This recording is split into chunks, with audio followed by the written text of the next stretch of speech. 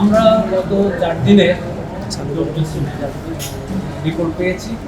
আজকে যারা স্যাম্পল দিয়েছে আগামীকাল তাদের রিপোর্ট পাবো, এবং আগামীকালও আমাদের আজকে যারা এখন ফর্ম নিচ্ছে 5টা পর্যন্ত তাদেরকে কালকে 9টা থেকে তারাও স্যাম্পল দিতে পারবে, এবং পরশুদিন তাদের রিপোর্ট প্রয়োগ করে গেলে তারা যথাযথ সময় শিডিউল অনুযায়ী তারাও ফর্ম সাবমিট করতে পারবে। আপনাকে অনেক ধন্যবাদ। এটা তো আসলে এই যে 9 দিন বেড়েছে, আসলে আমরা ইচ্ছা করে তো পারিনি, এটা আমাদের শিক্ষার্থীদের সুবিধার্থে এবং সার্বিক এই নির্বাচনটা যাতে ইনক্লুসিভ হয় সেই স্বার্থেই বাড়ানো হয়েছে। তো এখন আর আমাদের শিক্ষার্থীদের দাবি দেওয়া গেল তা বলতে গেলে আপনারা জানেন প্রায় সবগুলোই আমরা মেনে নিয়েছি, এবং শিক্ষার্থীরা অত্যন্ত খুশি। তারা আমার মনে হয় খুব তাড়াতাড়ি তারা এই ফর্ম জমার পরে নির্বাচনে তাদের যখন আমরা লিস্ট দিয়ে দেবো, চূড়ান্ত লিস্ট দিয়ে দেবো, তারা নির্বাচন এবং তাদের ভোট প্রার্থনা করতে ছাত্রদের কাছে ছুটে যাবে।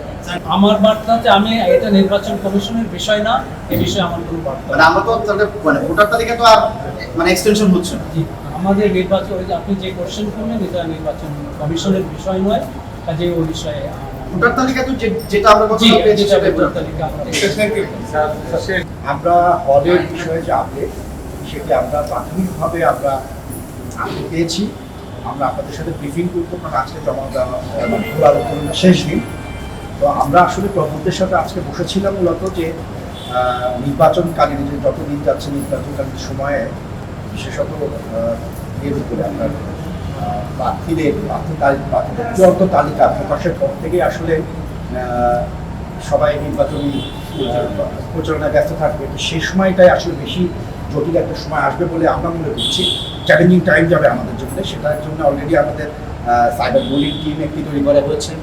একই সাথে আমরা কিছু পরামর্শ গ্রহণ করলাম, সেগুলি আমি যত সময় জানাবো। পরবর্তীতে তাদের সুনির্দিষ্ট কিছু পরামর্শ আছে এই ওই নির্বাচনকালীন সময়ে আমরা কীভাবে আমাদের আইন শৃঙ্খলা পরিস্থিতি রাখতে পারি এবং নির্বাচনী যে পরিবেশ সেটিকে আমরা সুন্দর রাখতে পারি আমাদের পক্ষ থেকে, সেই ব্যাপারে তাদের নির্দেশনা আছে, কিছু তাদের পরামর্শ আছে, সেগুলো আমরা যাচাই বাছাই করে আমাদের ইতিমধ্যে আমাদের নির্বাচনী যে আচরণবিধি সেটি আছে, সেটা হয়তো ঠিকমতো আমরা কমপ্লিট করতে পারছি না, এখনো পর্যন্ত পারিনি। আপনারা বিগত দিনগুলি জানেন যে আমরা কী পরিস্থিতির মধ্যে দিয়ে এই রাষ্ট্র ভবনে সৃষ্টি হয়েছিল, বা বিভিন্ন গ্রুপের মধ্যে আমরা কিছু অপ্রীতিকর ঘটনা দেখেছি।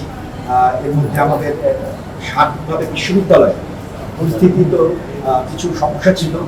আসলে এই বিভিন্ন কারণে কিন্তু আমাদের এই সময়টা বারবার বৃদ্ধি পেয়েছে। স্যার একটু আগে যে বিষয়টি উল্লেখ করলেন যে আমরা সর্বোত্তরভাবে চাচ্ছি যে আমাদের নির্বাচনটি ইনক্লুসিভ নির্বাচন হোক, ফ্রি ফেয়ার এবং স্বচ্ছ একটা নির্বাচন হোক, এবং শান্তিপূর্ণভাবে স্বতঃস্ফূর্তভাবে।